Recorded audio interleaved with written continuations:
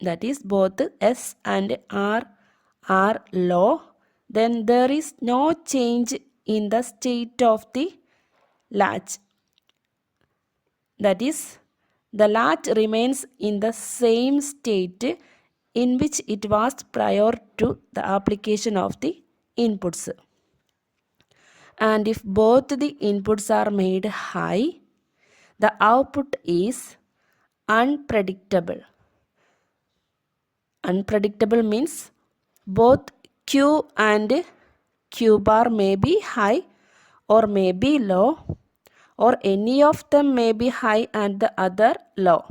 So this condition is described as not allowed or unpredictable or invalid or indeterminate. And the